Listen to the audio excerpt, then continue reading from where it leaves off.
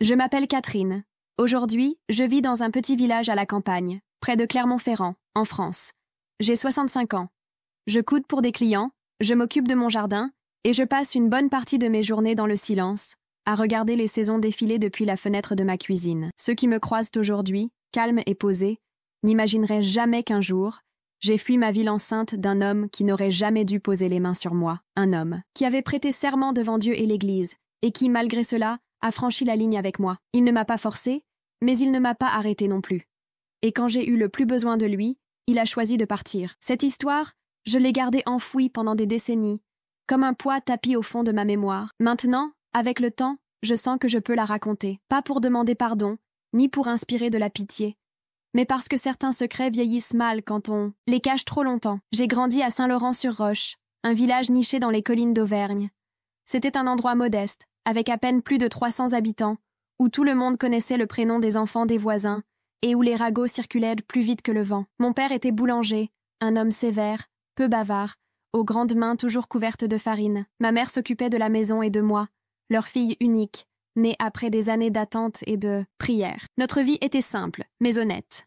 J'ai grandi entourée de sacs de farine, de l'odeur du pain chaud et des devoirs religieux. Tous les dimanches, la messe était sacrée. Qu'il fasse froid, qu'il neige ou qu'il pleuve, nous étions là. L'église Saint-Martin était le cœur du village, à la fois spirituel et social. C'est là qu'on annonçait les nouvelles importantes, qu'on célébrait les mariages, qu'on pleurait les morts. Et c'est là que tout a commencé. J'avais 19 ans quand il est arrivé, le père Antoine Marchand. Il venait remplacer le vieux père Michel, qui avait pris sa retraite pour aller vivre avec sa sœur à Bordeaux. Antoine était différent de tout ce que ce village avait connu.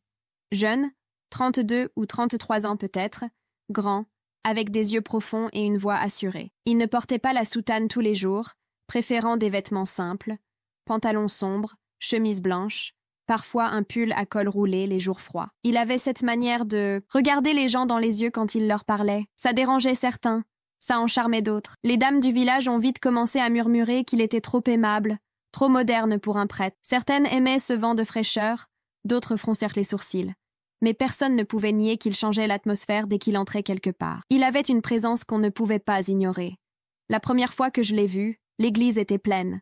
J'étais assise à côté de ma mère. Comme toujours. Quand il est monté à l'autel et a commencé la messe, sa voix a rempli l'espace d'une façon qui m'a fait oublier le froid qui engourdissait mes pieds et la lourdeur de la routine. On aurait dit que chaque mot avait été choisi avec soin, et pendant un instant, j'ai eu l'impression qu'il s'adressait directement à moi. À la communion, quand je me suis avancée dans la file, nos regards se sont croisés. Le temps s'est suspendu une seconde. Mon visage s'est enflammé, j'ai baissé les yeux et je suis retournée à ma place. Le cœur battant à tout rompre. J'ai essayé d'oublier. Je me suis dit que c'était juste l'émotion du moment.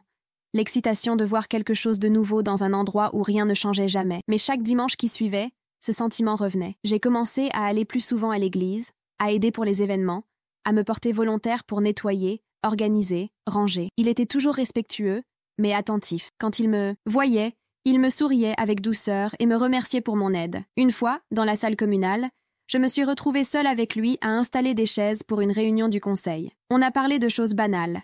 Le froid qui arrivait plus tôt que prévu, les travaux qu'il voulait faire dans la sacristie. Je n'arrivais presque pas à suivre ses paroles.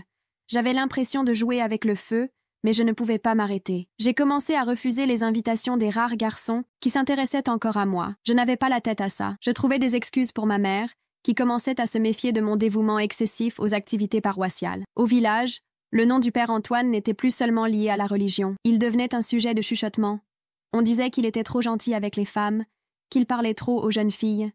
Je faisais semblant de ne pas m'en soucier, mais chaque remarque me piquait comme une épine. J'avais peur qu'on découvre ce que je n'osais même pas m'avouer à moi-même, que mon cœur ne m'appartenait plus. Et malgré tous mes efforts pour lutter contre ça, j'étais déjà trop impliquée. Je ne savais pas si c'était de l'amour, du désir ou une illusion. Tout ce que je savais, c'est que cet homme avait allumé en moi quelque chose que je n'avais jamais ressenti auparavant, et que, si je continuais à m'approcher de lui, quelque chose de grave risquait d'arriver. Mais même avec cette pensée en tête, je continuais d'y aller. Je continuais de chercher sa présence, malgré la petite voix qui me disait d'arrêter. J'ai commencé à mieux m'habiller, à mettre les tenues que ma mère gardait pour les fêtes ou les mariages. Je relevais mes cheveux avec plus de soin, je mettais une goutte de parfum discret derrière l'oreille, un rouge à lèvres bordeaux que j'avais acheté en cachette lors d'un voyage en ville. Mes parents le remarquaient. Mon père grommelait que j'étais devenue trop coquette. Ma mère m'observait en silence, mais son regard en disait long. Elle avait assez vécu pour savoir que quelque chose clochait. Les rencontres avec Antoine sont devenues plus fréquentes. Rien de prémédité, mais elles avaient lieu. Un commentaire pendant les préparatifs d'un événement. Un échange de regards à la fin d'une messe. Une courte discussion à la sortie de la sacristie. Il gardait toujours un ton respectueux, parfois même distant, comme s'il voulait ériger un mur entre nous. Mais ce mur avait des fissures.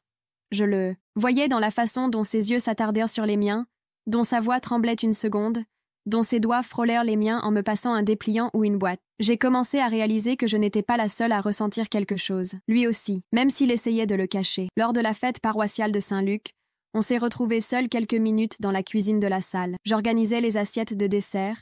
Il entrait chercher d'autres chaises. Nos bras se sont effleurés par hasard et, pendant un instant, on était restés figés. Le silence n'était brisé que par les voix lointaines et la musique étouffée venant de la salle.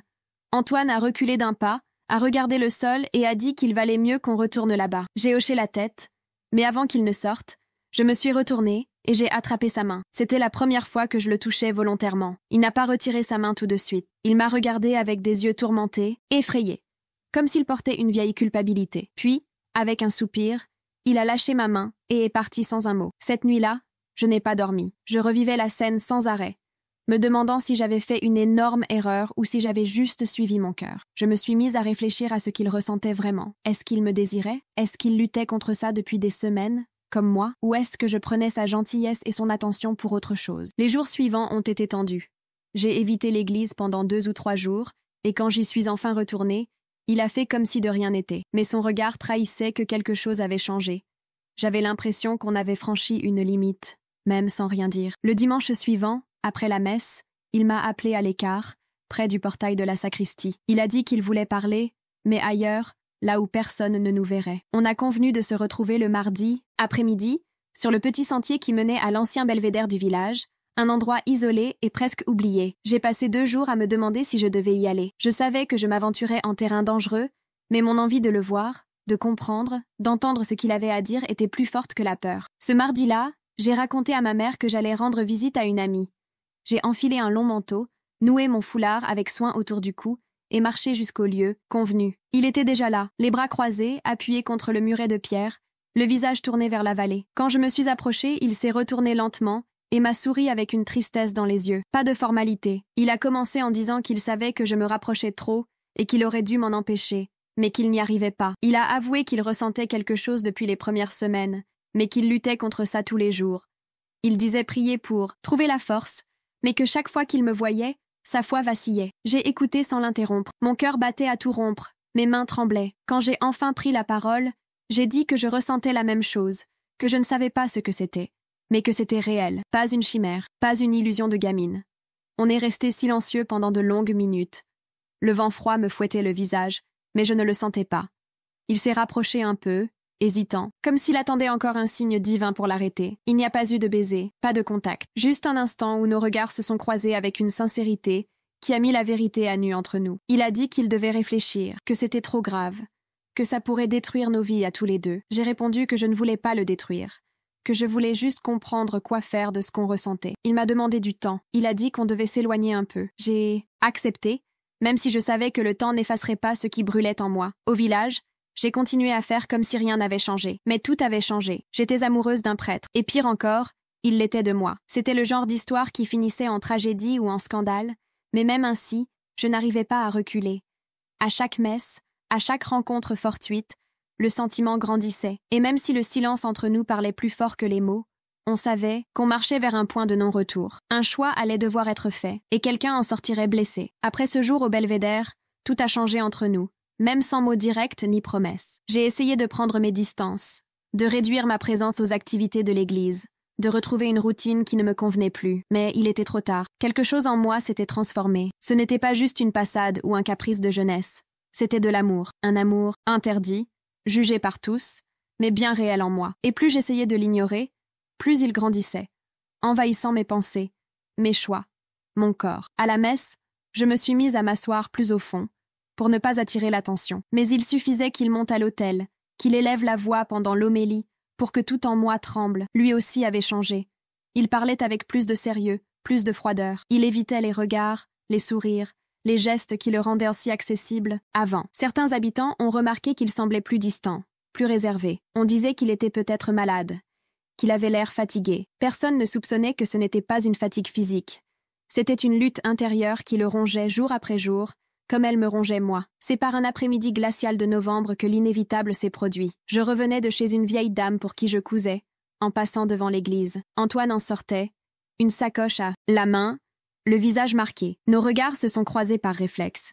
Il a hésité, puis après un instant de silence, il m'a appelé. Il a dit qu'il avait besoin de parler. Sans réfléchir, j'ai accepté. On a marché jusqu'à l'arrière de l'église, où il y avait un petit jardin avec un banc de pierre. On s'est assis côte à côte, sans se toucher. Le silence était lourd, chargé de tout ce qu'on n'avait pas encore dit. Il a commencé en disant qu'il ne dormait plus depuis des semaines, qu'il avait prié, plus que jamais, qu'il avait confessé son tourment à un prêtre plus âgé de la diocèse. Mais rien ne l'aidait. Il disait penser à moi sans arrêt, se sentir faible, sale, coupable. Mais il a aussi dit qu'en me voyant, il trouvait une paix qu'il ne trouvait nulle part ailleurs. Je suis restée silencieuse un moment, absorbant ses mots. Puis j'ai dit que je ne voulais pas qu'il renonce à tout pour moi, que je ne le pousserais jamais, mais que je ne pouvais pas non plus continuer à faire semblant que tout le monde s'en est aperçu.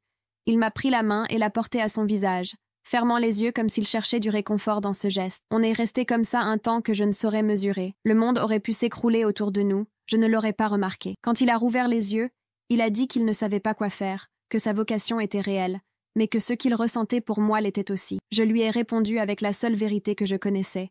Je l'aimais, sans détour, sans fioriture, juste ça, je l'aimais. Les jours suivants, on s'est vus quelques fois, toujours dans des endroits isolés, toujours avec la peur d'être surpris. Les mardis, il disait rendre visite à des familles dans des fermes éloignées, et c'était dans ces moments qu'on se retrouvait près d'un vieux moulin abandonné, à une demi-heure du village. Là, loin des regards, on pouvait être juste Catherine et Antoine, deux personnes cherchant à comprendre quoi faire de ce qu'elles ressentaient. Nos rencontres étaient intenses, pleines d'anxiété, de culpabilité et de désir. Ça a commencé par des conversations, des confidences, des mains qui se tenaient trop longtemps. Puis sont venues les étreintes, les baisers, les caresses. C'était inévitable. Cet hiver-là, j'ai perdu ma virginité sur un vieux matelas couvert d'une couverture prêtée, dans un coin du moulin oublié. Ce n'était pas beau comme dans les livres. C'était précipité, maladroit, rempli de peur. Mais c'était réel. Quand tout a été fini, on a pleuré ensemble. Lui de culpabilité, moi de soulagement. Il n'y avait plus de retour en arrière. On avait franchi la ligne qu'on redoutait tant. Et maintenant, il fallait affronter les conséquences. Même sans savoir comment. Les jours qui ont suivi ont été les plus confus de ma vie. Mes sentiments se mêlaient à la honte, à la peur et à une joie interdite qui me faisait rougir seule. Ma mère a commencé à avoir des soupçons. Elle me demandait où j'allais, pourquoi je me faisais si belle pour des tâches simples, pourquoi je rentrais toujours fatiguée, le regard perdu. Je mentais. Je disais que j'aidais à ranger la maison paroissiale, que je m'étais engagée dans de nouveaux projets de la paroisse. Elle n'y croyait pas, mais n'insistait pas. Peut-être qu'elle ne voulait pas voir, peut-être qu'elle savait, au fond, ce qui se passait. L'ambiance à la maison est devenue plus pesante. Mon père a commencé à dire que j'étais bizarre, que j'avais perdu l'éclat dans mes yeux, que j'avais l'air épuisée tout le temps. Et je l'étais, pas physiquement. J'étais fatiguée de cacher. C'est début janvier que j'ai remarqué quelque chose d'étrange. Mon corps changeait, mes seins étaient douloureux, mes règles en retard. Au début, je n'y ai pas prêté attention. J'avais toujours été un peu irrégulière. Mais quand 2 semaines sont passées, puis 3, et que les nausées matinales ont commencé, j'ai compris. J'étais enceinte. La fille unique de 19 ans, la fille du boulanger respecté du village, portait l'enfant du prêtre. Le monde s'est mis à tourner. Je repensais à chaque avertissement de ma mère, à chaque sermon sur la pureté, à chaque regard que je recevrais si ça se savait. Et surtout, je pensais à lui, à Antoine, à sa réaction, à ce que ça pourrait détruire pour lui. Mais il n'y avait plus de retour possible. En moi grandissait une vie, et cette vie allait tout changer. Il m'a fallu Gitiane pour trouver le courage de lui annoncer. Je répétais les mots tous les jours, mais aucune phrase ne semblait suffisante. Comment dire à un prêtre qu'il allait être père? Comment arracher à quelqu'un un secret aussi dévastateur? La peur me dévorait. J'ai pensé ne rien dire, disparaître, cacher la grossesse à tous et élever l'enfant seul, loin, là où personne ne connaîtrait mon nom. Mais la vérité pesait plus lourd que n'importe quelle fuite. Il avait le droit de savoir. Il était le père, et même s'il avait fait un choix interdit, il faisait partie de cette nouvelle vie qui grandissait en moi. L'après-midi où j'ai décidé de lui parler, le ciel était chargé, des nuages gris recouvraient le village, et le vent soufflait fort, éparpillant feuilles et papiers dans les rues. J'ai marché jusqu'au moulin d'un pas lourd, le cœur battant comme un tambour. Il était déjà là, assis dans notre coin habituel, le regard perdu dans le paysage lointain. Quand il m'a vu, il s'est levé d'un bond. J'ai dit que je devais parler. Il a hoché la tête, mais son visage s'est fermé. Je n'ai pas tourné autour du pot. J'ai dit, simplement, directement, « Je suis enceinte ». Son visage a blêmi sur le champ. Il a ouvert la bouche, puis l'a refermée. Il a passé une main dans ses cheveux, sur son visage, s'est rassis. Il est resté silencieux de longues minutes. Je n'arrivais plus à respirer. Le vent s'engouffrait dans les interstices du moulin, et le bruit résonnait en moi. Quand il a enfin parlé, sa voix était rauque. Il m'a demandé si j'étais sûre. J'ai dit oui. 3 semaines de retard, des nausées matinales, des vertiges, une sensibilité dans les seins. Il a baissé la tête et a dit que c'était la fin. La fin de tout. Je lui ai demandé s'il pensait que c'était la fin de notre histoire ou de la vie qu'on avait commencée. Il n'a pas répondu. Les jours suivants, il a évité tout contact. Il a annulé des engagements, a disparu un temps. On m'a dit qu'il était parti à Lyon pour un retraite spirituel. Je suis restée seule avec ma peur, mon ventre encore invisible et une envie immense de disparaître. Ma mère a commencé à se douter. Elle disait que mon visage avait changé, que j'étais nauséeuse et pâle. Je niais, toujours, mais elle savait. Un jour, elle est entrée dans ma chambre, le regard dur, et m'a demandé si j'étais enceinte. J'ai pleuré. Elle a tout compris sans que je dise un mot. Elle est allée dans la salle de bain, s'est lavé le visage et m'a juste dit que j'avais gâché ma vie. Mon père ne m'a pas parlé pendant des jours. Quand il l'a fait, c'était pour me dire que je devais quitter la maison. Et c'est ce que j'ai fait. Par un matin glacial, j'ai préparé une valise avec quelques vêtements, j'ai glissé mes économies dans un sac et je suis partie. Sans destination précise, juste avec la certitude que je ne pouvais pas rester là. La honte était insupportable. Les voisins jasaient, les dames du village chuchotaient à la messe. Tout le monde savait. Peut-être qu'il avait parlé, peut-être que quelqu'un avait deviné. Je ne l'ai jamais su. J'ai pris le train pour Clermont-Ferrand, puis je suis allée à Lyon, essayant de me fondre dans la foule, de trouver du travail, de survivre. J'ai décroché un emploi de couturière dans un petit atelier, partageant une chambre avec une vieille veuve qui louait l'espace pour presque rien. Là, personne ne me connaissait. Et cet anonymat m'a donné l'air dont j'avais besoin pour continuer. Pendant la grossesse, j'ai tout affronté seule. Les nausées, les peurs, les nuits, sans sommeil, les gonflements, l'angoisse, tout ça sans une main amie pour tenir la mienne. Il y avait des jours où je me demandais si j'avais fait le bon choix en ne cherchant pas Antoine à nouveau. Mais quelque chose en moi me disait que ça ne servait à rien. Il avait déjà choisi. Et ce n'était pas moi. L'Église, le silence, l'obéissance à ses vœux pesaient plus lourd que la vie qu'on avait créée. Et même si ça faisait mal, je devais l'accepter. Peu à peu, je me suis réorganisée. J'ai installé un petit coin couture dans la chambre que je louais et j'ai commencé à travailler pour les gens du quartier. Des gens simples, comme moi, des travailleuses, des mères, des veuves, des jeunes fiancées. Elles me regardaient avec tendresse, sans connaître mon histoire, et ça me rendait un peu plus humaine. À la 38e semaine de grossesse, j'ai accouché seule dans cette chambre où ma valise tenait à peine. La vieille dame qui vivait avec moi a appelé un taxi en urgence et m'a emmenée à l'hôpital public. L'accouchement a été dur, douloureux, mais à la fin, il est né. Un garçon, la peau claire, les cheveux sombres, des yeux qui m'ont regardé avec un calme étrange, comme s'il me connaissait déjà. J'ai pleuré pendant des heures, pas de douleur, mais de soulagement. Pour la première fois depuis des mois, je ne me suis pas sentie seule. J'avais quelqu'un, j'avais un fils, un morceau de moi et de lui, un nouveau départ. Si vous êtes arrivé jusqu'ici avec moi, peut-être que vous ressentez cette douleur, cette boule dans la gorge, ce mélange de peur et d'amour que j'ai vécu. Et si c'est le cas, je veux vous dire que cette histoire va encore évoluer. Il reste tant à venir. Si vous voulez me suivre jusqu'au bout, abonnez-vous à la chaîne. Il y a encore beaucoup à découvrir, et je veux que vous voyiez jusqu'où la vie m'a menée. Les premiers mois ont été les plus durs de ma vie. Avoir un nouveau-né dans les bras, sans personne autour, c'était terrifiant. Je n'avais aucune idée de quoi faire, même après avoir lu tout ce que je pouvais pendant la grossesse. La réalité, c'était autre chose. À l'hôpital, les infirmières étaient gentilles, mais débordées par les autres mamans. On m'a laissé sortir 3 jours après, et je suis rentrée dans ma petite chambre, désormais partagée avec mon fils. Le berceau était prêté, les vêtements, donnés par une voisine qui avait perdu son petit-fils. Tout était improvisé, simple, mais propre et empreint d'amour. Je l'ai appelé Mathieu.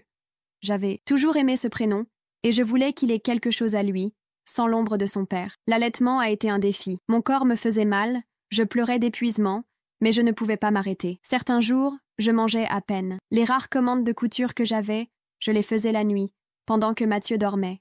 Je cousais avec lui dans les bras, tenant les tissus avec les dents pour ne pas faire de bruit. La veuve qui me louait la chambre, Madame Renée, a commencé à m'aider. Elle parlait peu, mais parfois elle préparait un plat chaud et le laissait sur la table. De temps en temps, Elle gardait le bébé une demi-heure pour que je puisse prendre une douche ou dormir un peu. Sa gentillesse a été l'un des premiers rayons de lumière dans cette période sombre. Quand Mathieu a eu 2 mois, j'ai pris plus de travail.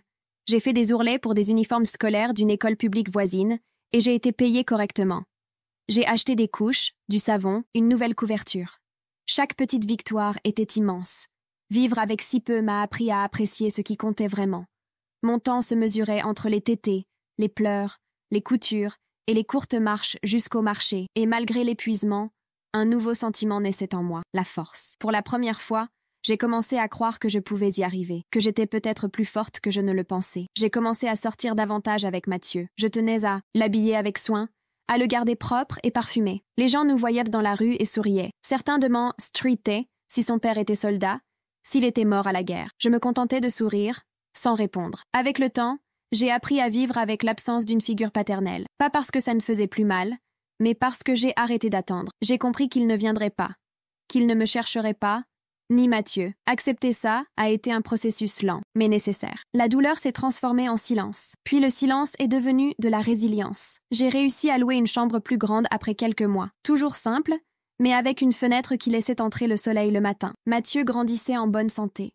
Il a commencé à sourire, à bouger, à gazouiller des sons amusants. Quand il me regardait, il semblait effacer toutes mes erreurs. Il ne me jugeait pas. Il ne me reprochait rien. Il m'aimait juste, avec une pureté que je n'avais jamais connue. Et c'est pour lui que j'ai commencé à changer. Je ne voulais pas être juste une survivante. Je voulais être une vraie mère. Présente, forte, capable de lui offrir un monde meilleur que celui dont j'avais fui. J'ai repris des études le soir. Une amie couturière m'a prêté de vieux livres. J'ai révisé le français, les mathématiques, j'ai appris à mieux écrire, à gérer le peu d'argent que je gagnais. J'ai suivi un cours rapide de coupe et de modélisme. Je cousais pour de petites boutiques et petit à petit, j'ai fidélisé des clients. Je ne gagnais pas beaucoup, mais assez pour manger, payer le loyer et acheter l'essentiel pour le bébé. Avec le temps, j'ai même mis quelques économies de côté. De petites sommes que je cachais dans une enveloppe au fond d'un tiroir. Ce n'était pas grand-chose, mais c'était à moi, le fruit de mon travail. Lors de mes sorties en ville, je passais parfois devant des églises.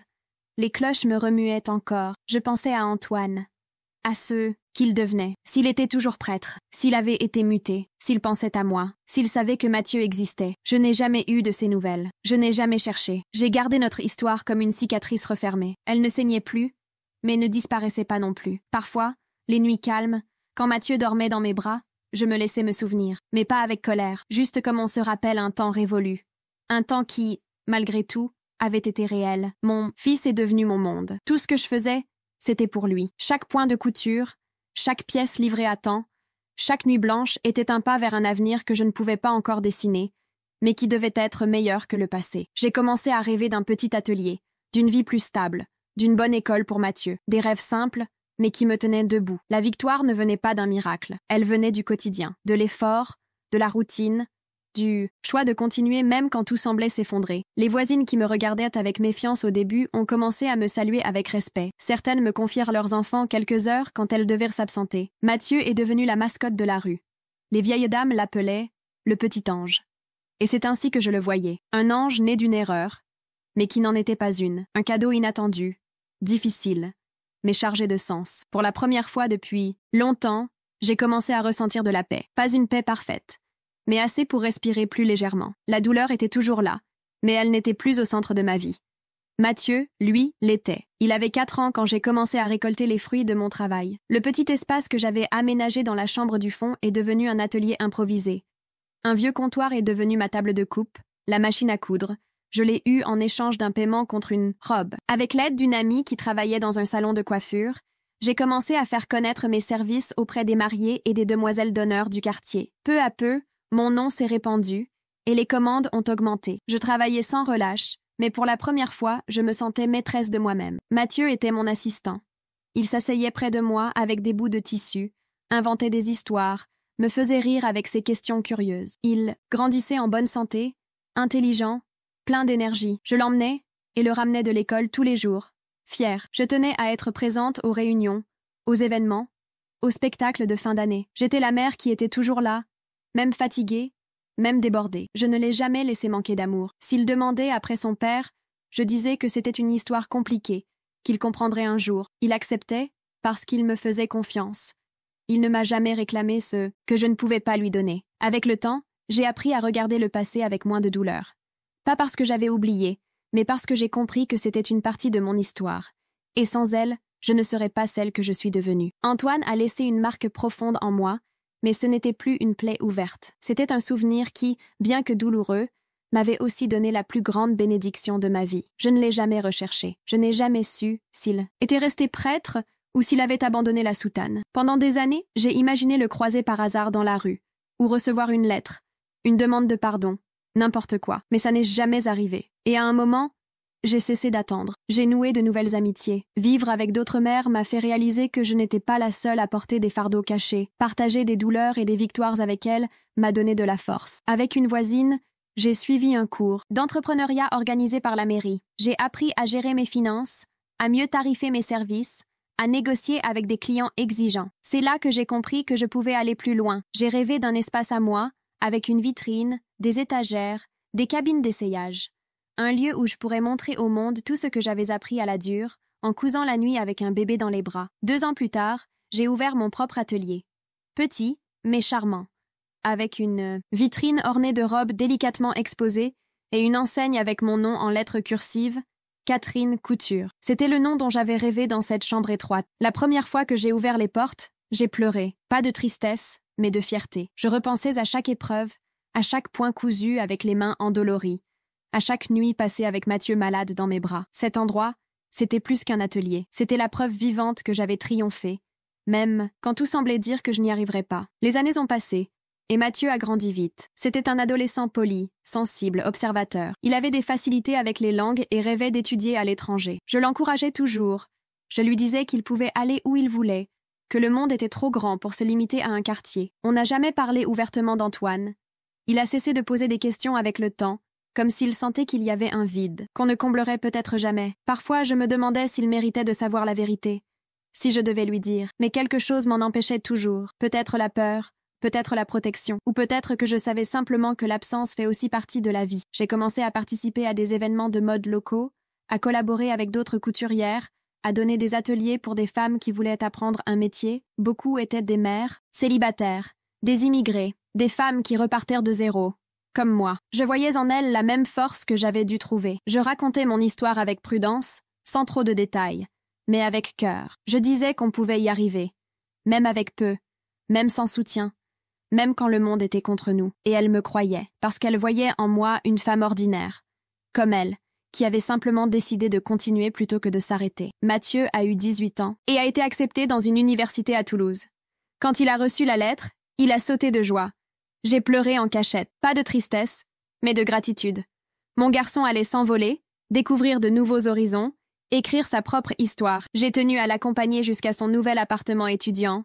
J'ai arrangé chaque recoin, glissé des petits mots d'encouragement dans les placards. En rentrant, le silence de la maison m'a englouti. Pour la première fois depuis des années, je me suis retrouvée seule, mais c'était une solitude différente. Une solitude de devoirs accomplis. J'ai commencé à prendre soin de moi. J'ai repris les marches matinales, fréquenté des foires artisanales, visité des librairies. J'ai redécouvert des plaisirs simples, enfouis depuis longtemps. Cuisiner pour moi seule, écouter de la musique en cousant, écrire dans un vieux carnet que je gardais depuis des années. J'ai commencé à me regarder avec plus de douceur. Les rides sur mon visage ne me gênaient plus. C'étaient les marques d'une vie vécue avec courage. Je n'avais plus rien à prouver à personne. J'avais gagné. Seule, oui, mais pas vaincue. J'étais plus forte que toutes les pierres qu'on avait mises sur mon chemin. Peu après que Mathieu a commencé l'université, j'ai reçu une lettre qui m'a arrêtée net au milieu de la rue. Un simple enveloppe blanche, mon nom écrit à la main dans une écriture trop familière pour être ignorée. Mes jambes ont fléchi, et pendant un instant, le monde autour de moi a disparu. Je suis rentrée chez moi en silence, la lettre serrée entre mes doigts. J'ai attendu des heures avant de l'ouvrir. La peur de tout revivre me paralysait. Mais à la fin de la journée, je me suis assise à la table de la cuisine, j'ai pris une grande inspiration et j'ai déchiré l'enveloppe avec soin. C'était une lettre d'Antoine. L'écriture était la même qu'il y a des années, ferme et inclinée. Il disait avoir appris par une ancienne connaissance du village que j'avais eu un enfant. Qu'il l'avait toujours soupçonné, mais sans jamais en être sûr. Il racontait avoir quitté la paroisse quelques mois après mon départ. Avoir passé des années entre retraite, séminaires et missions dans le sud du pays. Il avait essayé de continuer comme prêtre, mais n'avait plus jamais retrouvé la paix intérieure. Il disait avoir pensé à me chercher plusieurs fois, mais avoir eu peur du rejet, peur de détruire la nouvelle vie que j'avais peut-être bâtie. Et maintenant, tant d'années plus tard, il m'écrivait sans attendre de réponse, juste parce qu'il devait dire qu'il ne m'avait jamais oublié. À la fin, il laissait une adresse. Il vivait seul, dans un petit village des montagnes, et avait abandonné la soutane pour de bon. J'ai refermé la lettre, les mains tremblantes. Ma première réaction a été la colère. Où était-il pendant tout ce temps? Comment avait-il pu me laisser seule, sans nouvelles, sans explication? Puis est venue la tristesse. Le souvenir de tout ce que j'avais traversé, des nuits de peur, des privations, des renoncements. Mais en respirant profondément et en repensant à tout ce que j'avais construit, j'ai réalisé que je n'avais plus besoin de réponse. Je n'étais plus cette jeune fille apeurée. J'étais une femme entière, avec une histoire complète. Et même s'il était revenu, il n'avait plus de place dans ma vie. J'ai rangé la lettre dans une boîte avec d'autres papiers importants, et j'ai décidé de ne pas répondre. C'était ma façon de clore ce chapitre. Un point, final silencieux, mais nécessaire. Antoine avait fait partie de mon histoire, mais son chapitre était fini. Mon attention était pour Mathieu. Mon fils grandissait, mûrissait, découvrait le monde de ses propres yeux. Et je voulais être là, pleinement, sans les fantômes du passé pour hanter nos victoires. Les années ont passé. L'atelier a prospéré. J'ai engagé 2 assistantes, ouvert une petite boutique en ligne et commencé à prendre des commandes hors de la ville. Mon nom s'est répandu parmi les mariés et les stylistes locaux. Je suis devenue une référence pour les robes sur mesure.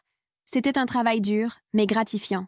J'ai reçu des prix modestes, participé à des foires régionales, donné des conférences pour de jeunes couturières. Je ne me suis jamais sentie aussi utile. Mathieu a obtenu son diplôme avec mention.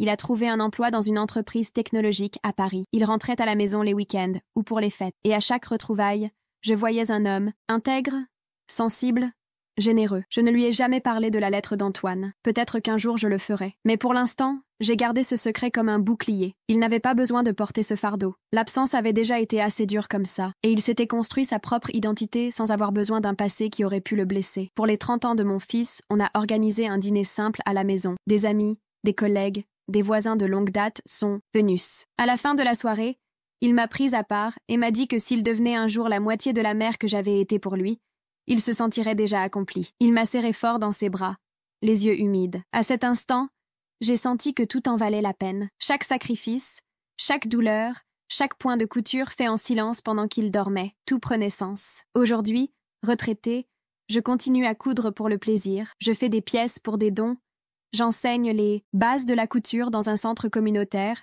et je garde une routine paisible. Je me lève tôt, je prépare mon café, j'arrose mes plantes et je fais de longues marches dans les rues tranquilles du quartier. Parfois, je regarde en arrière et je n'arrive pas à croire tout ce que j'ai vécu. J'ai fui un village enceinte, sans rien, terrifiée par le monde et par moi-même.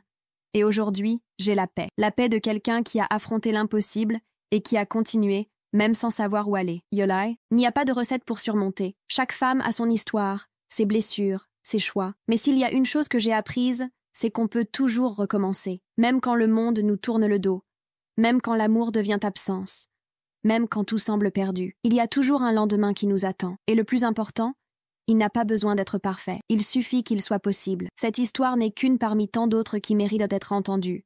Si elle vous a touché d'une manière ou d'une autre, laissez un commentaire ci-dessous.